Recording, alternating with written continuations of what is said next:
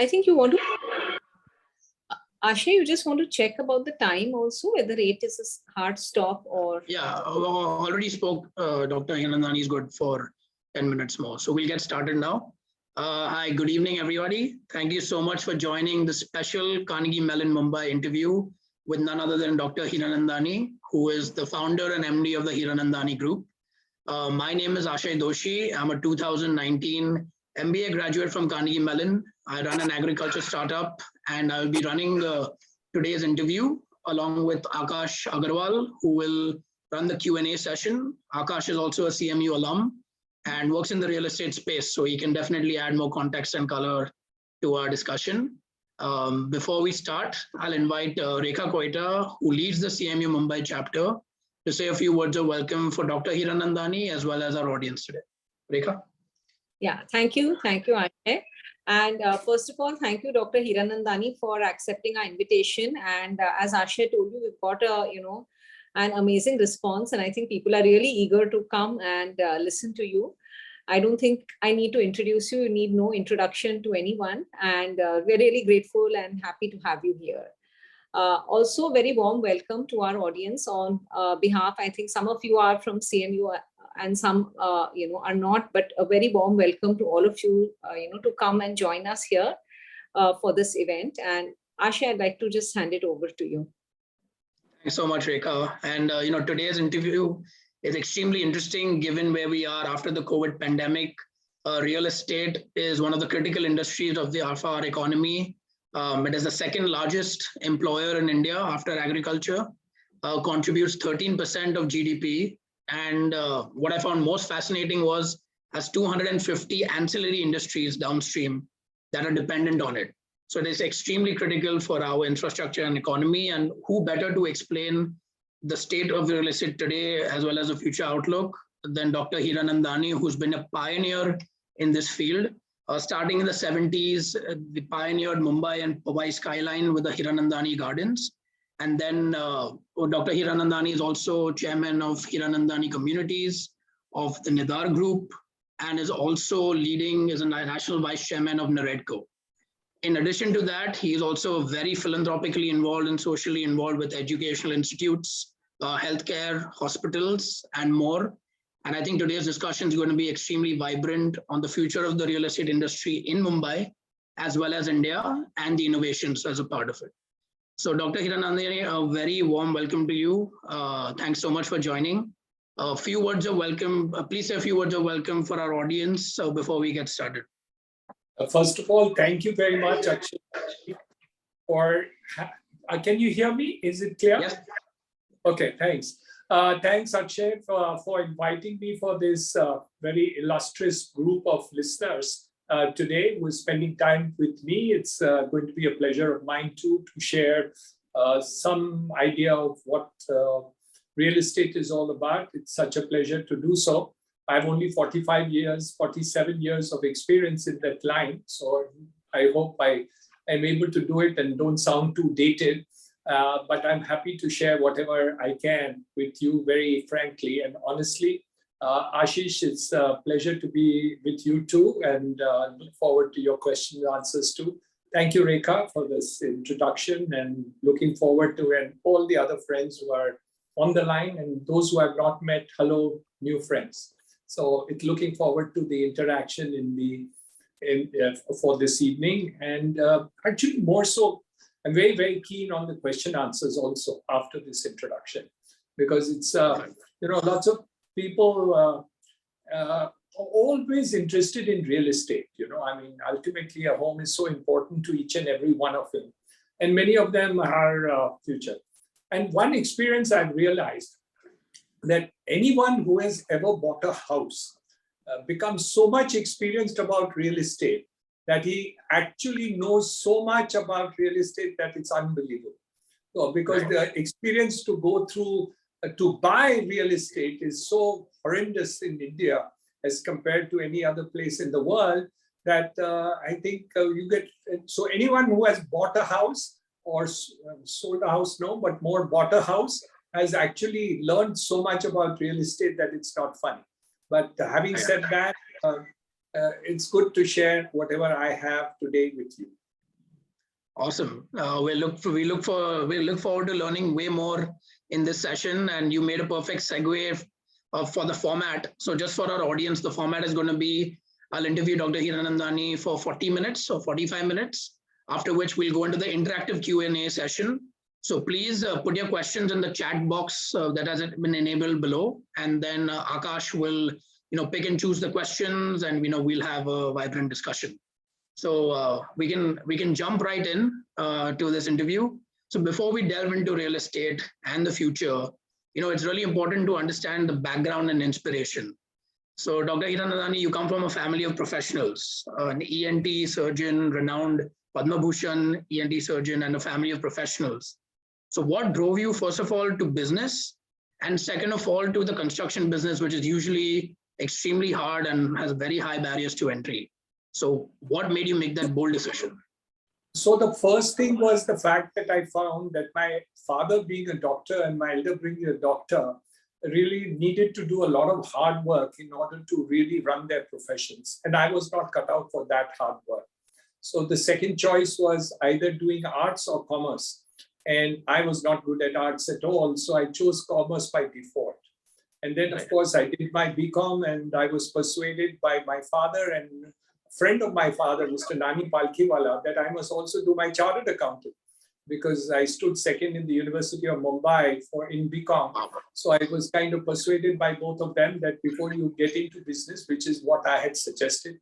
But in reality, getting into business was looking up to a lot of my father's friends, which happened to be the family of Birlas, the family of Motilals, the family of Tatas.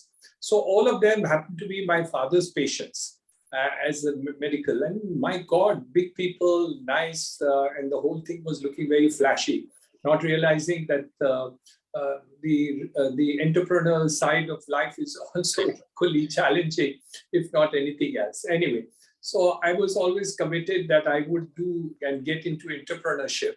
And but nobody in the family was. So actually, I had a lot of hurdles mentally first to get into the business of business, A. And then, of course, I started with textiles, and I invested something in real estate, and was losing money in both. And I had to sell one. I didn't know which one to sell. Finally, I sold the textile business because the labor union asked for 100% increase in wages because of the arbitrage between textile. Yes. So I got into real estate by default. And and then I realized, I said, my God, now I have nothing with my armory. I better make it successful. So that's how real estate feel.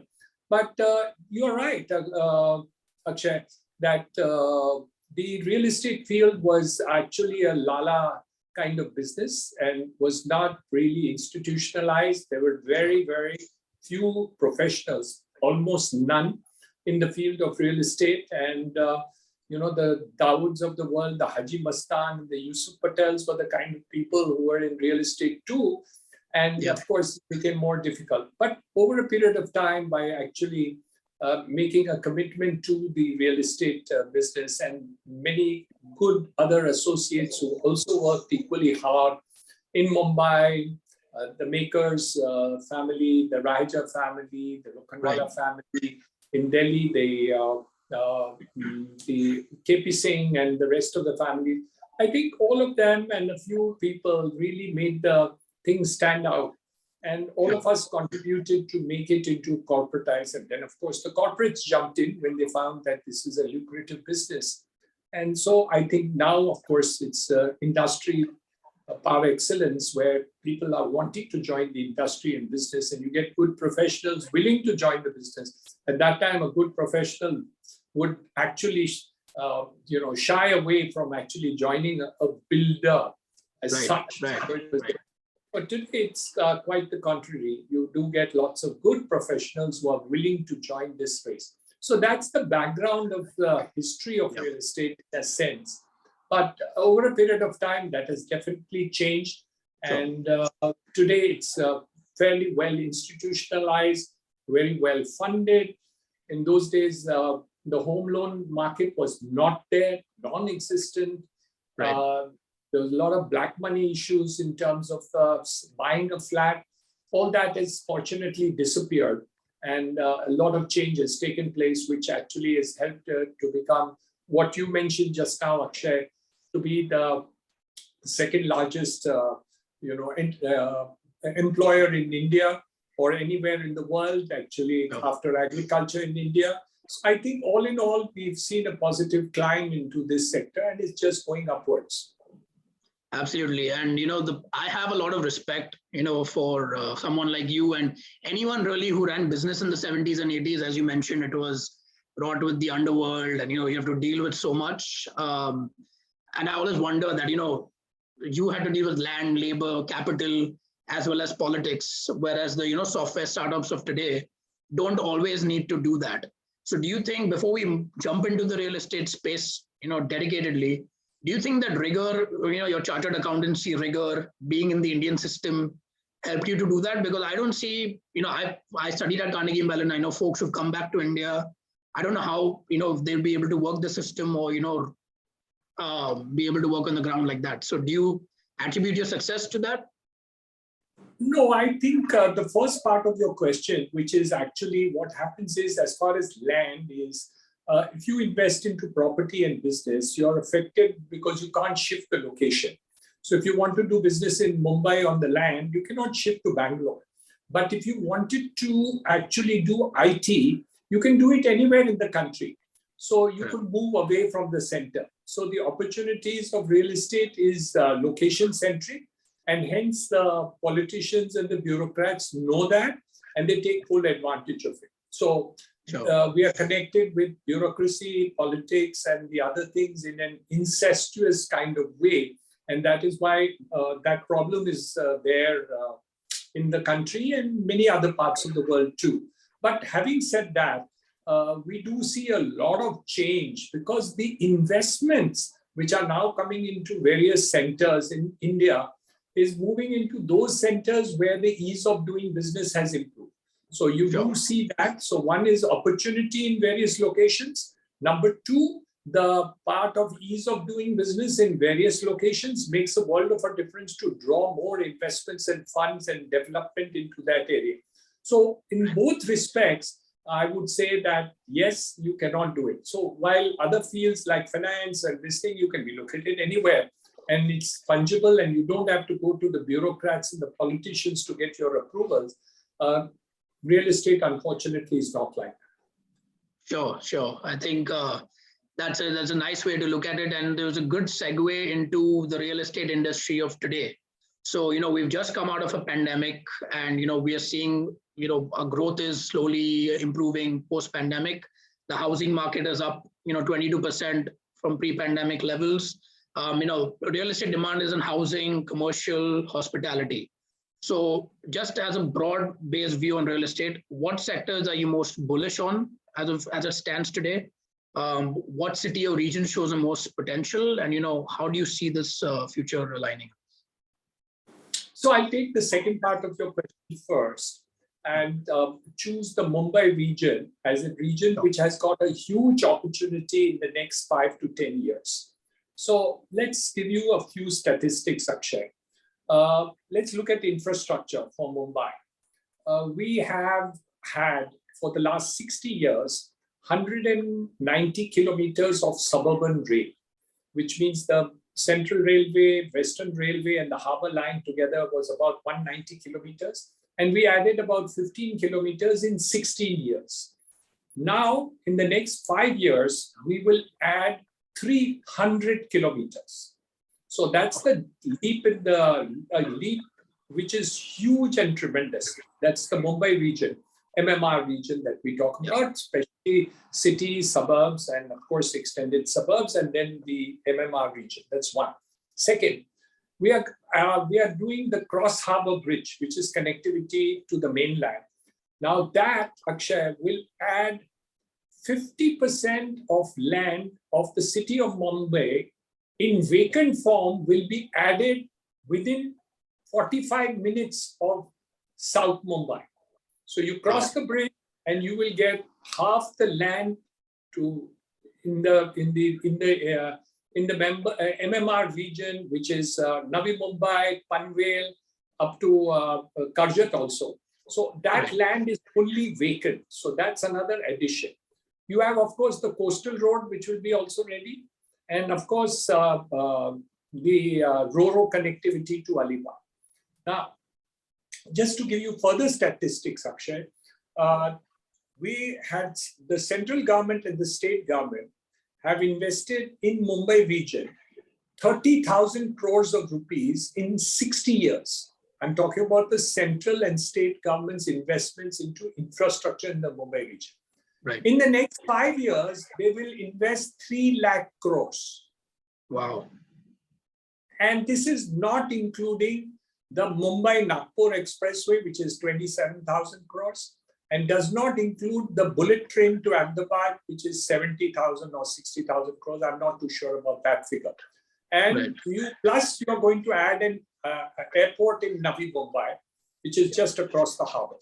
So all in all, if you look at the infrastructure development of the Mumbai region in the next 5 years, it's so bullish that you cannot imagine. This has never happened as far as Mumbai region is concerned. And what, in spite of everything that you're talking about, I see the next 5 years of growth in terms of infrastructure development. And remember, once infra is developed into the whole thing, automatically the development in terms of housing, the developments will. That's one story. The second story is equally important. That is, we're talking about housing for all, which the Prime Minister is targeting. 50% of the population of Mumbai city and suburbs lives in jhopatpattis, slums. Correct. Yeah. Half of them can afford a house to buy if they were given the house to buy of the size which they are using, plus up to 300 square feet minimum. They can afford it because you pay 10% of it, 90% you get 20-year loan. The loan is rate of interest, which was 6.5%, has now gone to 7.5%, may go up to 8%, but it's long-term loan. The PMAY scheme gives you an interest subsidy of almost 2 lakhs of rupees. So if you put all these together, in the next 10 years, if you do it, plus the announcement of the Dharavi scheme, which is the infamous 250, 300 acres of land in central Mumbai, which is going to be redeveloped. If you look at all these opportunities which are coming into the Mumbai region, I think the growth of this region is like, just cannot be but stupendous. It is going to be fantastic and terrific. So the opportunity in this region is huge. So look at what, I mean, just tell you an answer as to how much I believe in the story that I'm giving you. When we did Powai, we bought 250 acres. We developed that, almost 70%, 80% of it is developed. We have now taken Thane, which is on Ghodbunder Road, which is 350 acres. Our next commitment in Panvel, which is the Hiranandani Fortune City, is 500 acres plus. Wow. And around me in Panvel, we have Adani taking 1,500 acres. We have Godrej taking 100 plus acres. We have Vadwa taking a couple of 100 acres. We have India Bowls Marathon and other people. So there is a huge commitment of development, good quality developers who are also moving in the external region to create new city centers which are likely to come up in the periphery of areas which were not even talked about before. So I'm not talking about Powai, Thane, Navi Mumbai. I'm talking about new regions of opening up which are going to be there in the next 10 years, which are huge and humongous. So that's the extent of infrastructure which I see in the Mumbai region to do it. The second most important thing, Akshay, I'm going to slightly divert, but I wanted to say this. Home loans becomes a very, very important part of the buying of a house. And there's a joke which goes on. There was an industrialist who went to a bank, the State Bank of India, and wanted a loan for his corporate money, a billionaire or plus. And he got a loan from State Bank of India. And at that time, the interest rates were close to 14%. I'm talking some time back. And he got it. And the same peon of the same industrialist went to the same state bank and got interest loan at that time at 10.5%. So the home loan segment is the lowest cost element in India today, is the lowest. And the NPA in home loans is the lowest in the world. It is less than 2% across the board. And in 90% of the top companies, the default in home loans is less than 1%. So what has happened is this, and there's a third story, that almost those who take 15 years and 20-year home loans, 50% of them prepay by 7 to 8 years. Now, this doesn't happen anywhere in the world. And we don't have subprime that you have in America. There's no subprime in India. So the default in that segment is not there. So the combination of good infrastructure with a home loan which is available, an IT person who gets his first job will get a 20-year loan without understanding the risk of his job, because even if he loses the job, he'll get a job somewhere else. So the housing finance companies are happy to give home loans into this segment liberally, and have hardly seen any default rates in this segment. So younger people are buying houses and getting home loans of 80%, 75%, depending, of course, on the EMI and the size of the apartment, and are able to do that. So a combination of these two factors, the good infrastructure in cities which are really going to go in for development in the next couple of years, with the home loan segment continuing, and all banks, financial institutions, housing finance companies and others wooing this market because of the low NPA in this segment. We are going to see much more buying in this segment, which is there, which is going to grow. And the third, which is an important part of it, is the foreign direct investments which is taking place. So huge investments are coming in, the Blackstone and the Brookfields of the world. All these CPPIB and others are very, very interested in the residential, commercial, warehousing and IT space on it. So for instance, with us, we have done $1 billion deals with Brookfield in the past. We have a 50-50 joint venture with Blackstone on the warehousing and commercial platform. So all this and more is happening in the real estate space. And I can tell you, Akshay, it's only going to grow. Absolutely. And, it's heartening to hear, such bullish views on the real estate sector, given that we've come out of a pandemic and, people are still not very certain as to how it's going to move. Now with the Russia-Ukraine war, inflation, the federal government and Federal Reserve of the US increasing rates. So there is a period of uncertainty, but I want to kind of ask a question on the infrastructure point that you made. So you said, you're bullish on the Mumbai region, but, a lot of new talent. I think the stat was in the pandemic and beyond, around 30% of new job aspirants moved to the NCR region or moved to Bangalore. So do you think with infrastructure improving, Mumbai can attract that talent that, NCR and Bangalore is attracting? And another selfish question is, I live in South Bombay, as do you.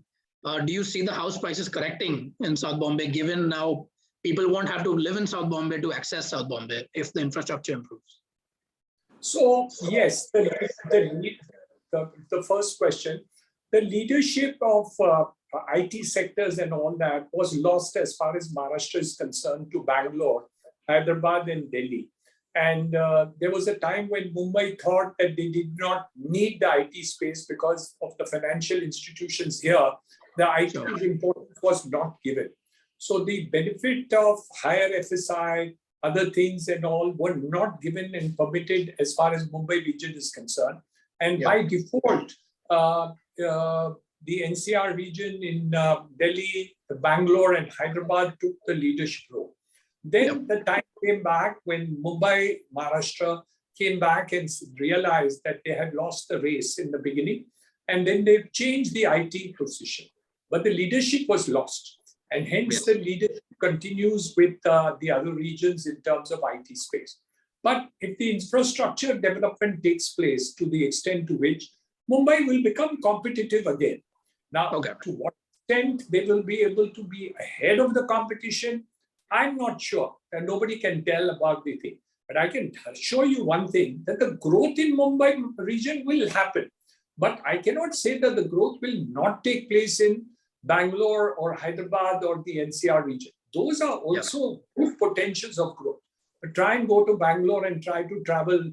I've tried to go to 2 locations in one day, meet long-term appointments. And I've usually had to cancel my flight in the evening and stay overnight in order to make both the appointments happen in 2 opposite ends of the town, which will not happen in Mumbai, for example. So having said that, I think the infrastructure issue is there, but 100% you're right, Akshay, that they have taken leadership and will continue to take leadership for some time, unless there are other reasons to break it. And after all, even this infrastructure of the Mumbai region, I'm talking to you, is going to be 3 years to 5 years from today. So the first, the underground is expected by December next year. So maybe it'll be 24 June, by which it will be fully operational. Many of the metros are happening. Cross Harbour Bridge, they have committed by December next year. And so we have to see how the progress of infrastructure ultimately fructifies and how the development starts, because after that, another 2-3 years before we can actually get into the development angle of the areas which are coming up. So yes, and then the other question about South Mumbai as far as this is concerned. So South Mumbai has no land.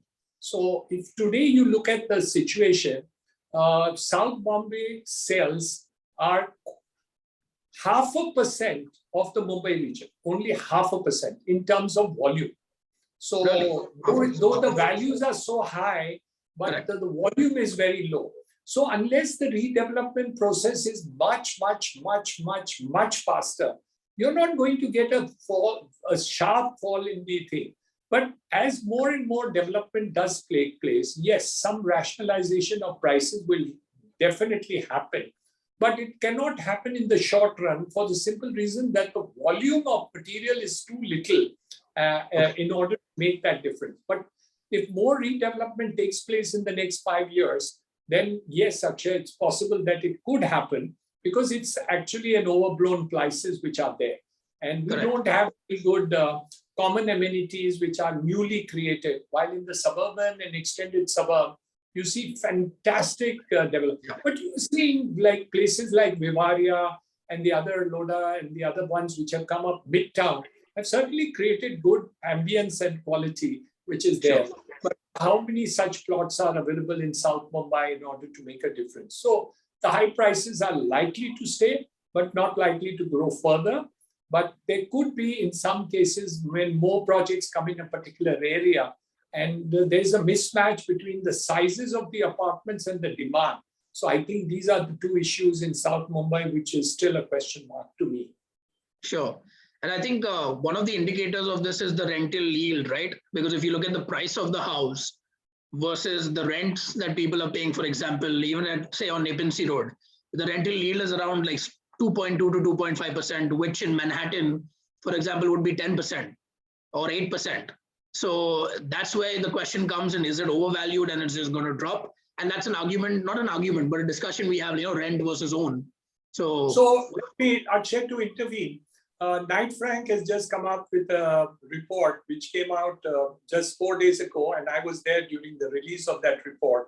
And they have said that in the EWS affordable and the lower segment, the affordable segment also, and even amongst that segment of affordable housing, the returns on investments in rental housing will be upwards of 11% because people are not building that. And the returns in case of a Jhopatpatti is now 12 to 14%. So if you make an unauthorized Jhopra and give it on rent, your return is 14 to 15%.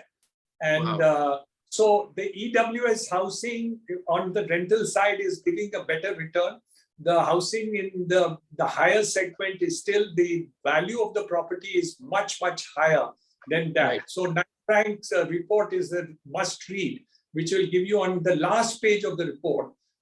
These statistics are given, and it's very interesting to read that report. Absolutely, that's super interesting. Before we move on to the future and innovations, I just want to direct everyone to the chat box. So please put in your questions, because in around 15 minutes time, we will go to the Q&A section, and Dr. Hiranandani would love to interact with you. So put your questions in. So Dr. Hiranandani, great overview of where we are as an industry today in real estate in the Mumbai region. You are also developing a township in Chennai, if I'm not mistaken.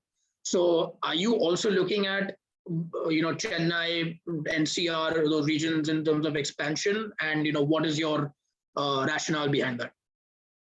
So we are opportunistic. We Yeah. see opportunity in various places, but the product drivers are different in different places.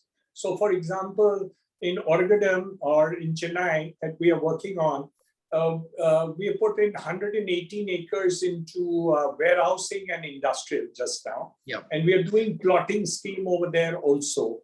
So the product differentiation is totally over there. So that's just an example of Oregadam. We have entered in the NCR region in Greater Noida, and on 31st of this month, we will inaugurate one of the largest data centers in Asia. We've done the largest one in Navi Mumbai, the first one. Yota has done it. And the second one will be inaugurated by the Chief Minister of UP on 31st of this month in Greater Noida. So we're doing that. So when you look, and then I built in the Gift City, we built a commercial building in Gandhinagar, Gift City, which has come up over there. And so that's in the SEZ part of the thing, which the Prime Minister has been greatly supportive of, and do it. So we see opportunities of real estate in different ways in different places. So it's not like saying that, oh, we will also do a similar township as Powai in Oregadam. We may not. We'll see what is the hot favorite or demand of that region, and we will look at it more carefully. So we can't be like Hindustan Unilever making a shampoo which is available from Kashmir to Kanyakumari or even in the Middle East. We'll make a different product in Kashmir, different product in NCR, different product in Gandhinagar, a different product in Powai, and a different product in Panvel, Navi Mumbai. So actually, we actually study what the marketing demand is. It's not a copy paste of what we do. We will study the market and create differential products for different locations in different places, even in the same city. So you have to make a study of it before you you can't paint a common picture that, oh, you have done this product in Powai, so you repeat it in Thane, so you repeat it in Panvel. It's very different. Right. Absolutely. I think that's the market dynamics, and in India, every 150 kilometers, the language changes, preferences change. So definitely the homework is important. And you mentioned something around sorry, go ahead. No, like for instance, recently the report came out, which I read in the papers yesterday or today, which talks about Ahmedabad being the most affordable city. But then is the market demand good enough for us to go there? So that becomes a second challenge. So we have different, that's why unless you don't study each of the markets very carefully, do it. Look at how many builders from Bangalore have now come into Mumbai city for investments to do it in the recent past. So everybody is opportunity to really take up opportunities which are there in real estate, and it's really there. Many of the corporate companies were going into 15 cities. Now suddenly you talk to each of the CEOs and they say we are now consolidating in 4 cities. So I mean, from 15 to 4, they've kind of sold off the plots of the other cities and consolidated. So these are the kind of things which we realize that if you're going to paint similar positions in every city, you're likely to go wrong.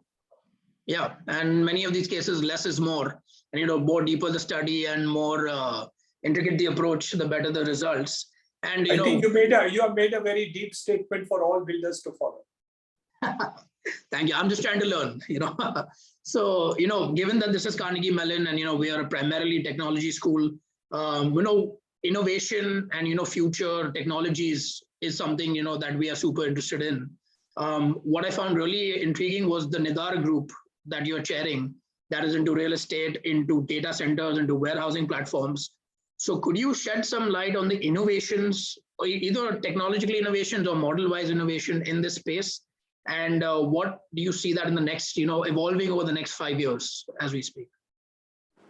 So all the opportunities that NIDA is looking at is in the new spaces that have fantastic future in the next 10 years. Technology, of course, being the backbone of it. Yeah. And NIDA is looking at built up YOTA. YOTA is now going to be amongst the top data centers in India. And we look at the opportunities of huge growth in the next 4 or 5 years. So we started with the Asia's largest tier 4 data center in tier 4 happens to be the highest rating of data center in the world. Sure. It's a rating. And that has been built in Navi Mumbai, Panvel, and it's operational and it's doing extremely well. And the second one, of course, as I told you, is coming up in Greater Noida this month. So that's one opportunity to do that. And I have to tell you that all these new businesses under NIDA, I'm the chairman, but actually I don't do too much work into it. That's more handled by my son, Darshan, who's now based in Dubai, but operates all these companies, and I oversee them. But in reality, he takes most of the decisions, and I only mentor him, which sometimes he listens to, not always. So, and probably he's more right than I am in this space because he understands this subject better. So that the warehousing space and the gas pipelines and the thing terminals which are there are his new field of adventure, which are taking place, and all these have great future.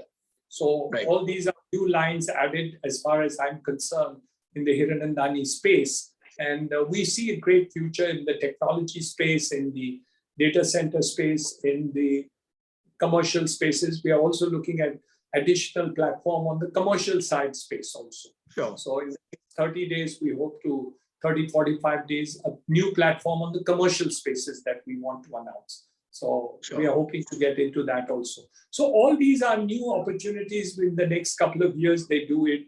And of course, technology is a big driver into all these spaces that we are looking at. So even in the real estate space, the technology of new methodologies of construction, materials and other things become very important. Project management and all these things are technology driven. Requirements of studying on marketing spaces and all have a technology background now to it. So yes, technology becomes extremely important for us also in these spaces. Absolutely.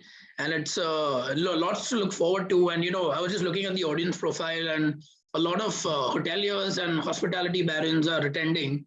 So is there any outlook on the hospitality sector? Is that something the NIDA group or yourself are interested in, or is that not in focus right now? We have 2 small hotels in Powai, which we have, and we are setting up in Alibag a township which is going to be hotel dominated. We have actually proposed to the state government, Maharashtra government, that Alibag should be developed as a tourist destination. If you look at the place Alibag, in the area that you have just 2 good hotels. Actually, they are not even too good, but they are 2 hotels of where we would go and stay. But if you look at it overall, in the same space in Goa, you would have 50 to 60 hotels. Now, you can't have a destination with just 2 hotels. Now, if you had 50 hotels in Alibag, I promise you, most of the people would not want to go to Goa. They would rather go to Alibag. But if you have just 2 hotels, you can't think of a destination of Alibag and think you will get a hotel room in the next 1 year. So, I mean, you have to create it. So that is what is there. So we think tourism is an opportunity for India. But to give you some statistics which will disappoint you, is the fact that in 2019, which is the statistic I have pre-COVID, India had 10 million tourists which were there. Yep. Dubai with 1 airport had 19. 19. Yeah. And we have the Himalayas, we have Kerala, we have beach, we have sun and sand, we have the snow, we have religious tourism, we have the Jain tourism, we have the Buddhist tourism, we have Srinathji, we have, all the Ganga, all the beautiful locations of tourism, a lot of hill stations, beaches, Goa and all. And you put all these together, it's 10 million. and Dubai has 90. Now, I mean, we have a long way to go for each of the items. Look at the highway construction. We are now constructing 35 kilometers of national highway per day. Mr. Gadkari has already talked about making it 50. So, I mean, 50 per day, sir, just to clarify. So now what happens is the opportunity in India to do so much is there. We only have to do it. It's not, we have to now walk the talk. And there is opportunity in every field that I'm talking about. Absolutely. I'm very bullish. I'm extremely bullish for the business of business in the next 5 years. And with the world being against China in some senses, if we can grab the opportunity, we should. We are not actually doing enough. Bangladesh is taking away all the textile units, Vietnam also. Now, that's a problem. We're not, we don't have enough fire in the belly to, grab that opportunity. That's what we need to do. So yes, we are doing good, but let's grab more. Absolutely. And, interesting point about China, because when we had a previous event with Dr. Anish Shah of Mahindra, he said at Davos, everyone is looking at anywhere but China as a policy, but not why not India? Why Vietnam? Why Cambodia? Why Bangladesh? Why not India? So I think your point is well taken on the execution angle. Before we jump into Q&A, you think we will, so the real estate industry, I was reading actually the IBEF report, and it said it's going to touch $1 trillion by 2035, going to be around 20% of GDP. So do you think that's a realistic goal? And in terms of policy on the government side, we've had RERA come in, that was pretty revolutionary. The Benami Act was bill was modified. So what is your take on that in terms of hitting $1 trillion and the policies around it? We can easily reach $1 trillion. That's not a problem at all. The question is, again, execution. Will the government actually be an enabler, and will the ease of doing business be improved? The answer is you can reach this target easy, and you will be able to solve the issue of unemployment in India. If you will reach that $1 trillion economy, 20% out of the 5 trillion, then your entire absorption of employment is solved. And it's the biggest solver of the problem which we have. Now, if you put these two together, it makes good sense for the Prime Minister to spend much more time on real estate in terms of development and seeing that it happens than he is. But he's doing a hell of a lot because under the PMAY scheme and the directions and technology driver that he's talking about, he has done a lot. But if he focuses still more time on this particular subject, you will see that we will have a GDP growth, we'll have equality basis, and we'll have solved the unemployment problem. But of course, it has to be holistic. We need to do in every sector, whether it's manufacturing, whether it's other things and other businesses. Also, the judiciary, the judicial decisions and the legal system is too slow in India. We don't get judgments for ages, and all these things have to be taken place. Education, we need to spend a lot more money into education. We need to change it. NEP has come, but you have a policy in place, but the execution is to start. So all these things, I think that's why I'm excited about the future, because a lot of roadmaps have opened up for India and for us and the Mumbai region and real estate and education and this. So, I mean, you can take up so many fields today and be very, very wealthy and successful. But I think more than wealth, I think the quality of life can be improved for everyone. Absolutely, absolutely. And it gives me tremendous confidence and excitement for the future. Obviously, I had so many more questions on the education, your involvement with education, but we can go on for hours, before the Q&A starts. Before we jump into the Q&A, Dr. Hiranandani, any pearls of advice for entrepreneurs entering the real estate space today? What should they be looking at in terms of decision making? And if you could do this all over again, if you were 30 years old today in the real estate space, what would you do? Well, I can only tell you that the opportunity that I had 35 years ago was 1/4% of the opportunity that I have today.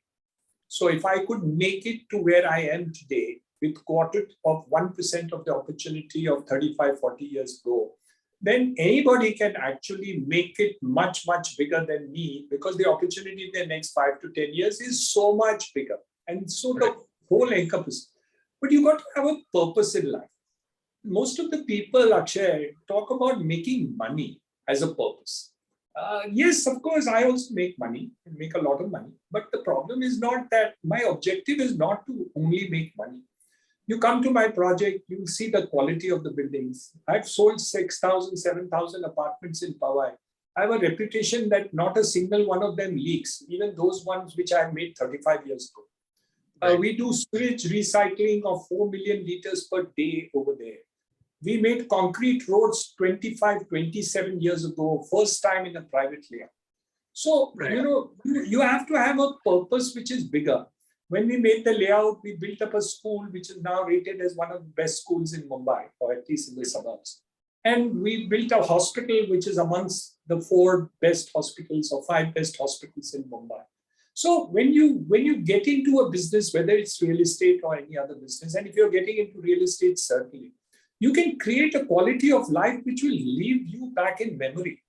Yeah, because, I was introduced once when in an architecture school 20 years ago about what I made provide. And this second year student described Niranjan Hiranandani. He said that, most of the people create history, his story. So Niranjan Hiranandani's story. But Niranjan Hiranandani has created geography. I cannot forget. So my advice to people who get into real estate, my God, you can leave a memory. You don't know who built VT Station, but that VT Station is there, cast over there, even if you have forgotten who has made it, who built it, what price it was built, how does it look. It's etched in the memory of that person that it is there. People who bought an apartment for 1,000 rupees a foot in Powai are reselling at 40,000 rupees a foot now. 40,000 rupees a foot. Because of the quality and the delivery that we did. So the issue is not only about doing the business of real estate, but creating something which remains etched forever. And what else can you do more than that? Etch yourself in the memory of the world forever.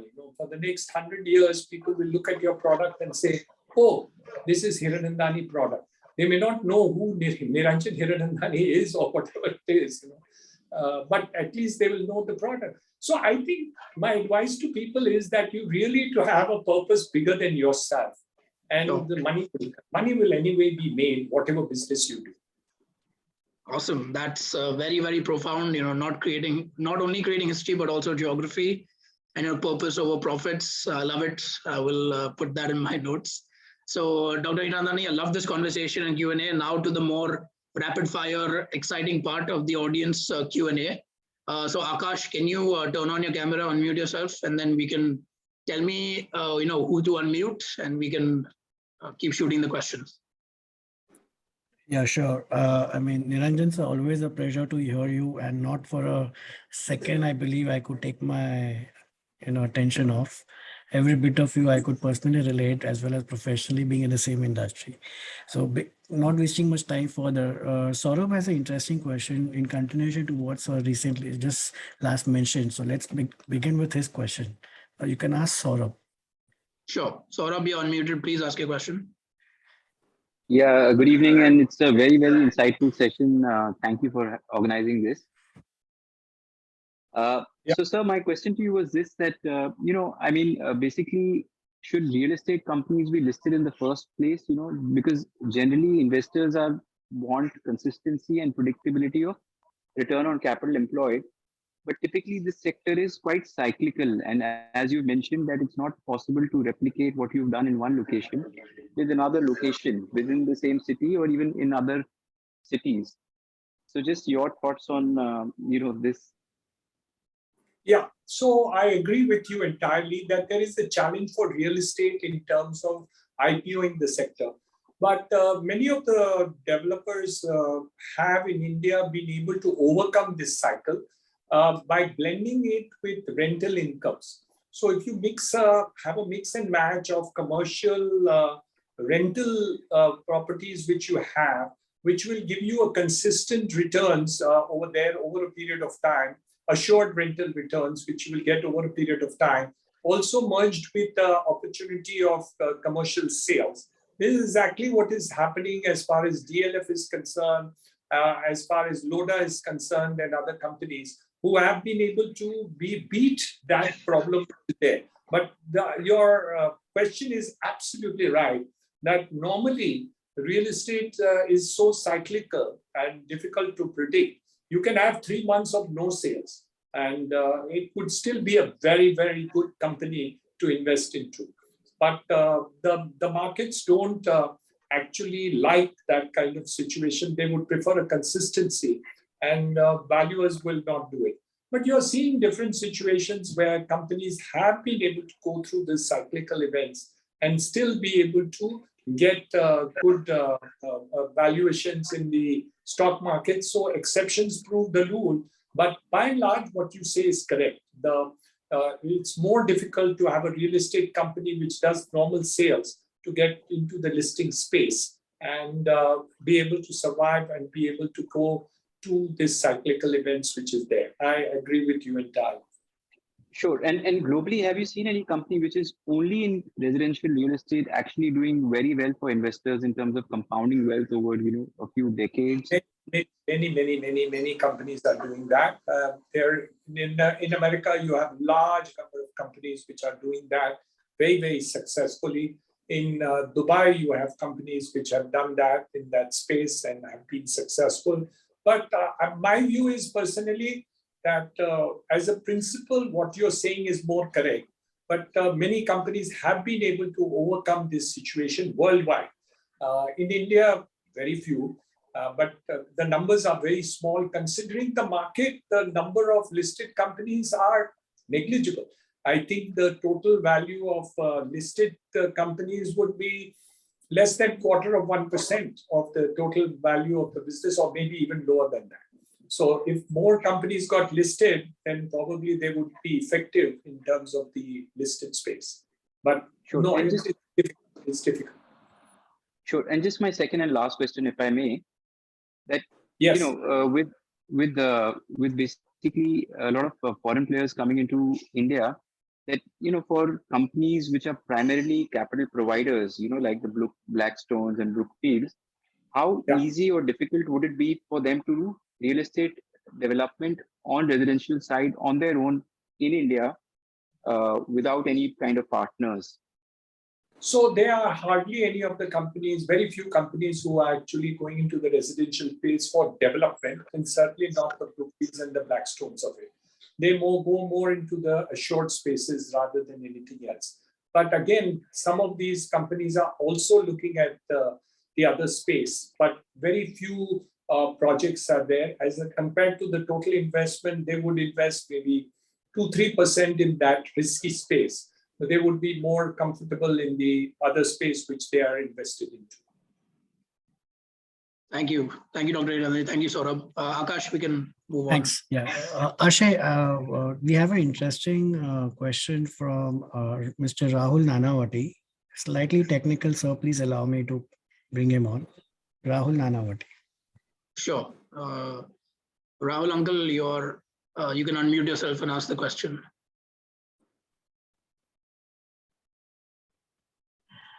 Good evening, Dr. Hiranandani. It is a very nice session right now.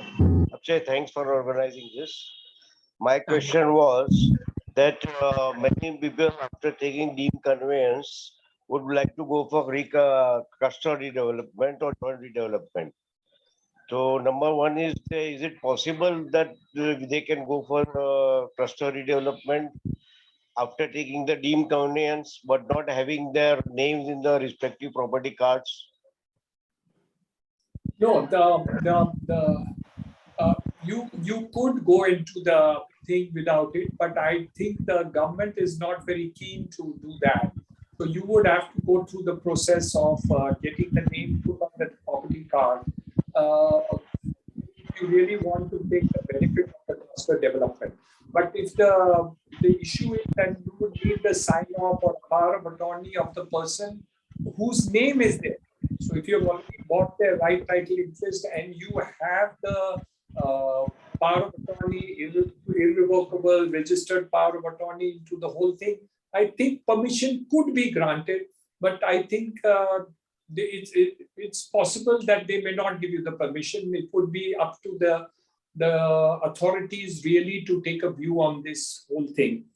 And the question would also be as to, is it a reason that you're not able to get it because of process, or is it because you are having some dispute in the issue of getting the conveyance done?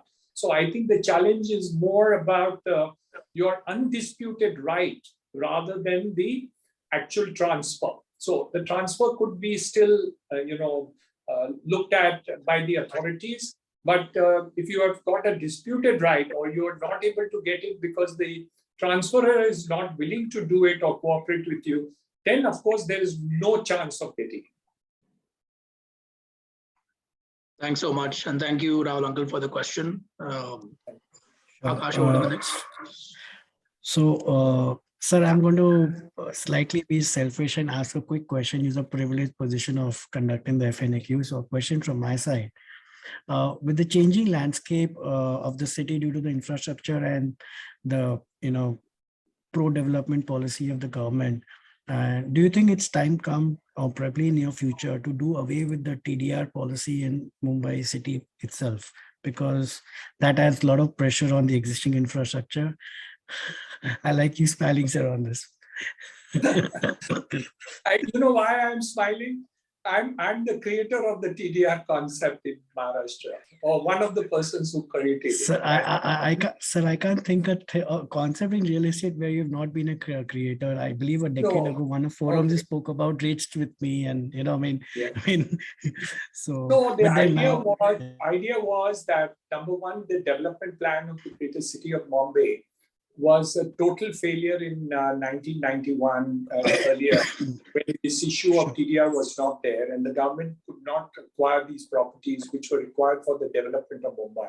And so it was an essential item where the government benefited because they didn't have to pay the price of the whole thing. Later on, they used this TDR concept as a panacea for not paying for anything. So when you want to do slum redevelopment, give TDR. If you want to do redevelopment of societies, give TDR. If you want to work on any such society redevelopment or cessed building, let's give TDR. Now, TDR cannot be a panacea for every damn thing that you're doing, and that is something which is going wrong. And unfortunately, the whole country has followed suit. So we started it in Maharashtra, and now the entire country, the policy has been almost taken up, not copy-paste, in different ways in different places. I don't think it's going to go away. Now, the question is that in areas where there is congestion, which is taking place, so for example, development of Parel, it's fine to increase FSI, but you cannot increase FSI without increasing the other infrastructure. So you got to increase roads, you have to increase metro, you have to increase suburban train. Look at the point. Somebody died over there on the railway platform because of congestion which has taken place. And the congestion to go into Panvel and Parel and places at peak time, which is there. I mean, sometimes entry point at one of the bridges crossing over to Parel Senapati Bapat Road took me last week 45 minutes to cross the bridge. Now, yep. When you do and give TDR and allow development of that and factory buildings and other things to be done, the problem is they think that because I've given TDR, you have solved all the problems. You have not. You have actually introduced a problem, and you're right. So what you need to do is that whenever you introduce the concept of TDR, you have to improve the infrastructure, external and internal, located to the whole thing and other facilities that need to go by it. And that is not being done. Even in the case of remote townships that we are developing, it's fortunate that Maharashtra is developing these infrastructures to do it. UP is doing a beautiful item work on the infrastructure of many of the locations that are taking place. Not everybody in the country is doing it. So what we really need to see is that, yes, my son has built the second tallest residential tower in the world in Dubai, the 23 Marina, with only 40 FSI. There's no problem of water. There's no problem of air, light, ventilation. There is no problem of road accessibility. There's a metro station nearby. There is the Sheikh Zayed Road nearby. You have all the connectivity which is there, and there's no problem whatsoever. So FSI is not a constraint. Hyderabad has removed FSI from its nomenclature. So it all depends on height. You can have unlimited height and these things, provided you have a road width there and you have parking and fire brigade issues sorted out. So the FSI, TDR and all these concepts are ad hoc things which are there, which have been done to solve some other problem. And now they are looking at this as a methodology by which government makes money. They take a pound of flesh from you. This is on the table in the sense the government charges you for it or the corporation charges for you. I'm not talking about under the table yet. And then you take up the whole thing. But you can't have FSI being out of your ears and not having the other infrastructure developed, which the government is not focusing on. Great, I appreciate that. We have a quick question from Vikas Agarwal. So Aashay, if you could allow him to. Yeah, Vikas Agarwal. Hello, sir. It's always very insightful to hear from you. I had a question in terms of on a particular location when you're selecting a flat size. How do you go about doing that? And what is your expectation with the new Shinde-Fadnavis government? So on the first question, I'll tell you somehow where I've decided to stay. I've decided to stay where my wife's mother stays nearby and her brothers and sisters stay nearby. So I'm staying there. So I have a house in Malabar Hill, and since all the relatives, close relatives of my wife are there, is staying there. So I still continue to stay there.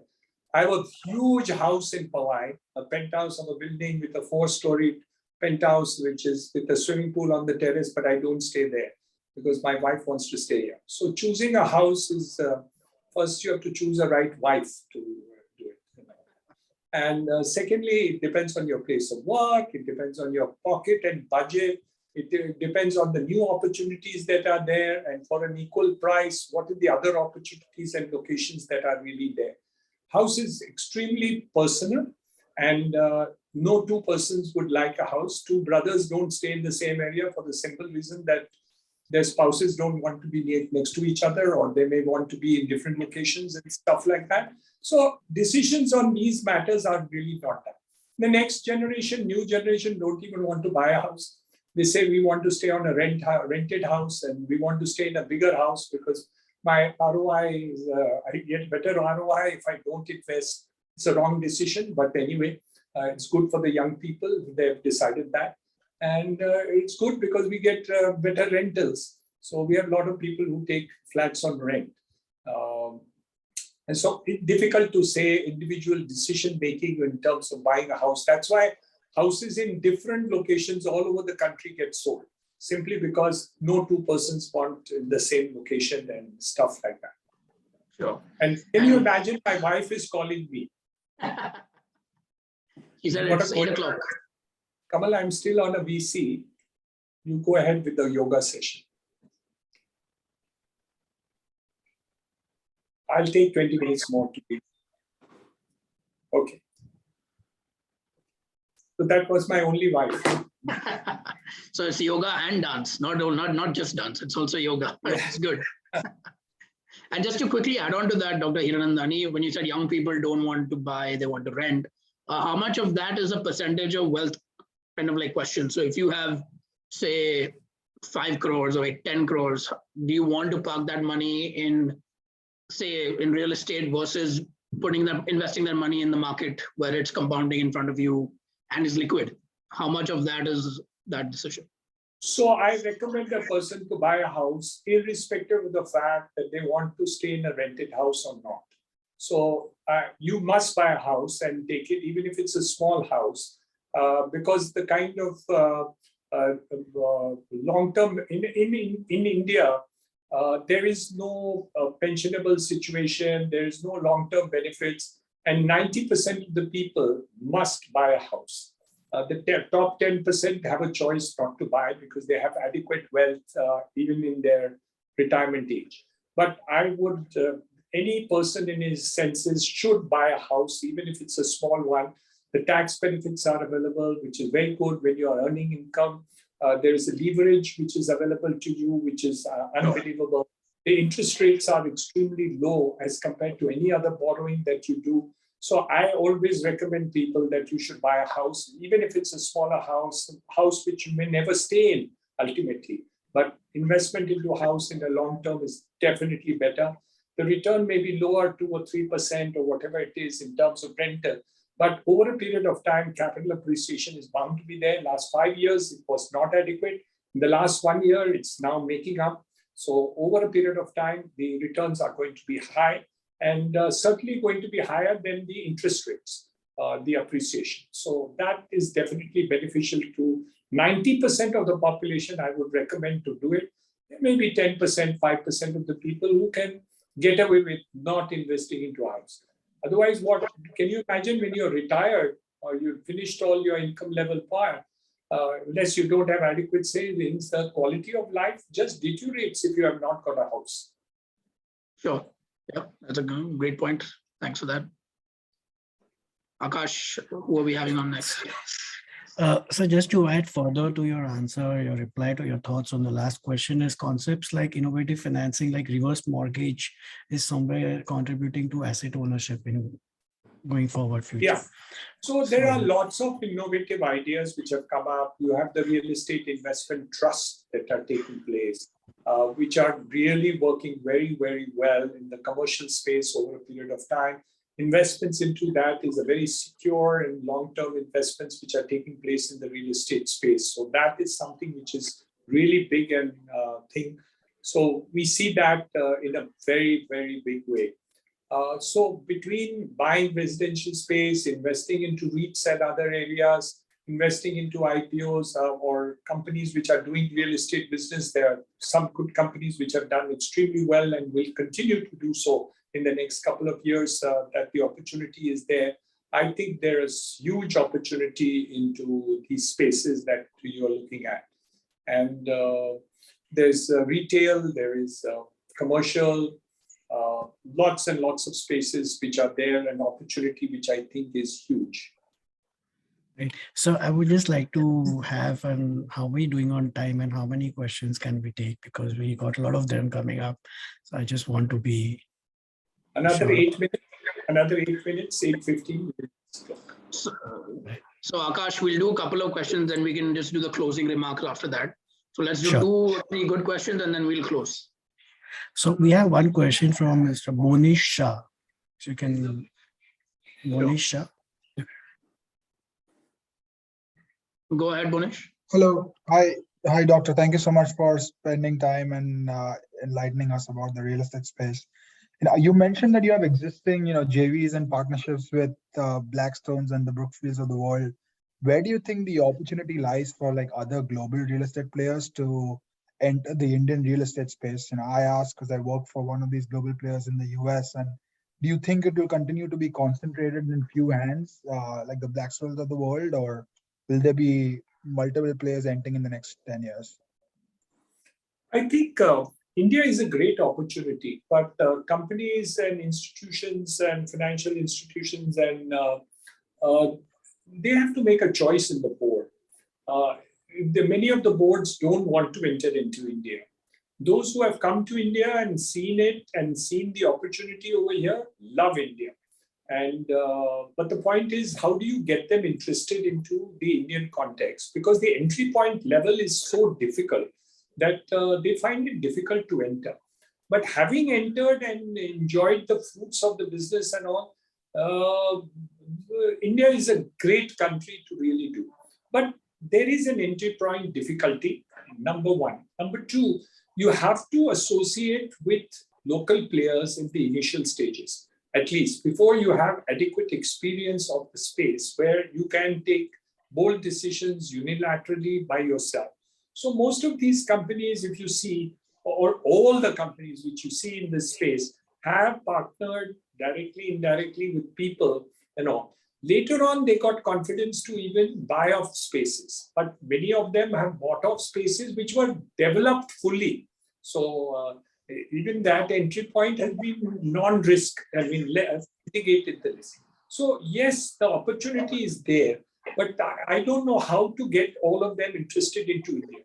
The amount of money available in the in this space, in terms of the property space in the US, is fantastic. It's unbelievable. I don't have the figures just now for you, Right. but I cannot tell you how much money is available. And if you could draw, 0.0001% of that money to come into India, it would be it would be 5 times what Brookfield is bringing over here.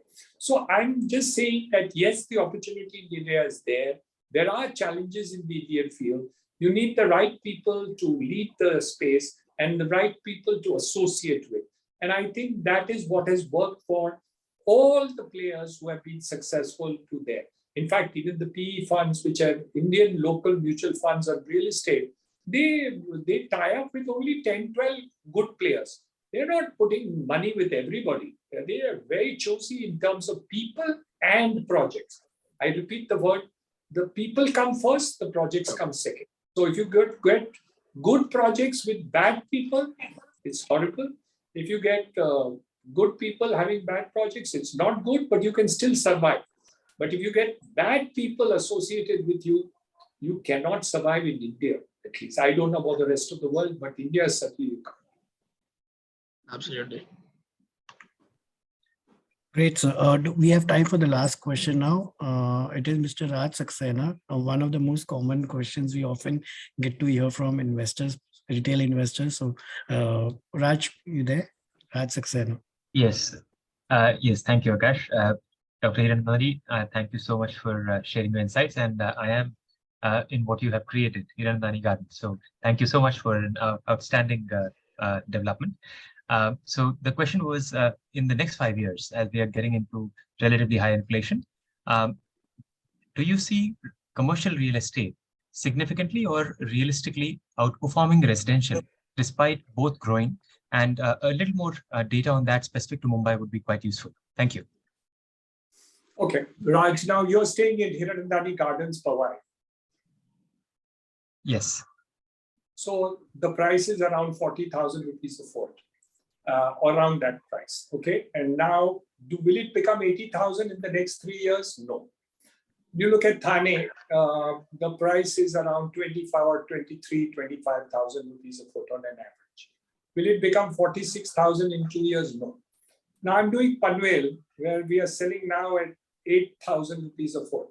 In 2 years, it will become 16,000 rupees. So now in the residential space, will commercial even touch the brink of this kind of level? The answer is no. Now, the question is also that what is the opportunity in the commercial space? The commercial space opportunity is also great because the amount of volume of work that is going on there and the things are there and it's a good return that you are getting as compared to residential investment. So now, depending on the type of investor that you are, you will go into a residential space. Second, if you want to buy a place for your own use, you don't want to go to Panvel today. But if you want something which is your second investment, which may be there, I would put my money into Panvel because the price is going to become double, if not in 3 years, in 5 years. So that's the kind of opportunity you have to see, whether you want to use it for your own self, which is where you are staying correct, is the place you will buy and continue to buy. And people are buying left, right, and center from me. But you would not then go into the other location. And those people who are far-sighted will look at something which is greenfield today and will look much more brighter in the long run rather than this. But obviously, it's not as sexy a space as Hiranandani Gardens, Powai today. The Panvel, Hiranandani Fortune City will become sexy 5 years from today, but it doesn't look sexy today. So that's the issue that an individual has to decide as to what is the profile of the investment and the concept behind his mind and the attitude of his mind today. And all. There are people who have bought from us 25, 30 years ago in Powai, and then they have bought in Thane, and then now they're buying in Panvel, and so on and so forth. They keep moving to where our next property is. But not everybody does that. There are many people who will buy at 1,000 rupees a foot and 10,000 rupees a foot and 30,000 rupees a foot and 40,000 because they only want to buy in Powai. So that depends on people, and I have buyers for both places. So thank you for addressing all the questions so patiently and so much of depth. I really appreciate that. Thank you. Aashay, over to you, please. Thank you. Thanks so much, Dr. Hiranandani. The fact that, we are almost at 8:15 and there's still a lot of people still online goes to show what an insightful and, depth session this was. I'm already getting messages for like a round 2.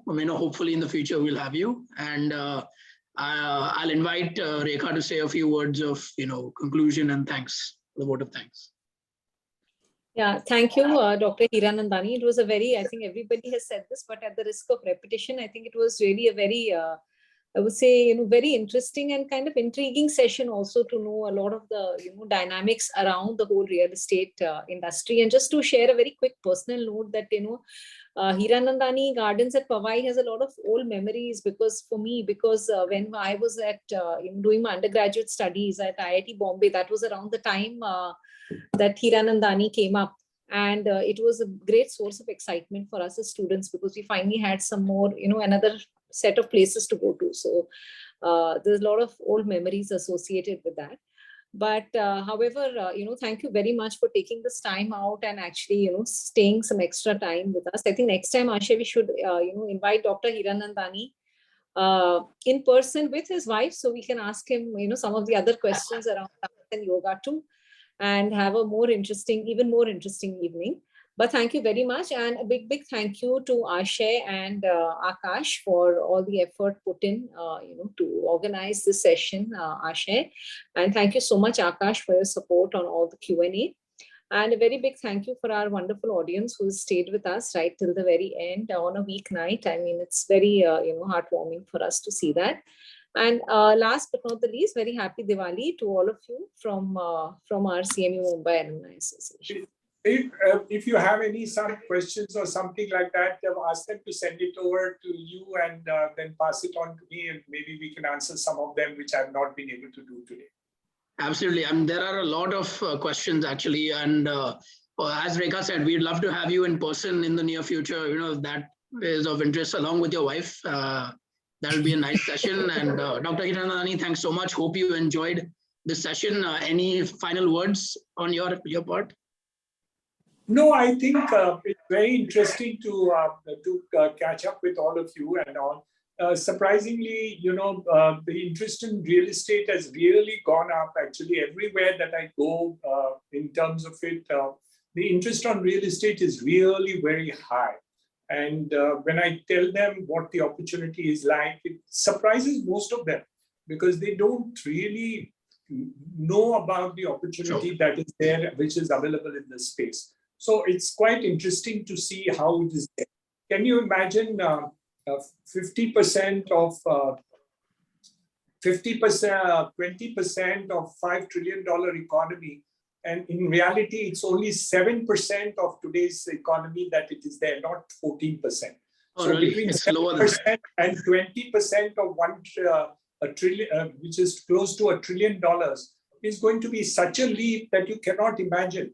So the opportunity is there. It's up to us how we can take this opportunity in the real estate space. And there is a huge user.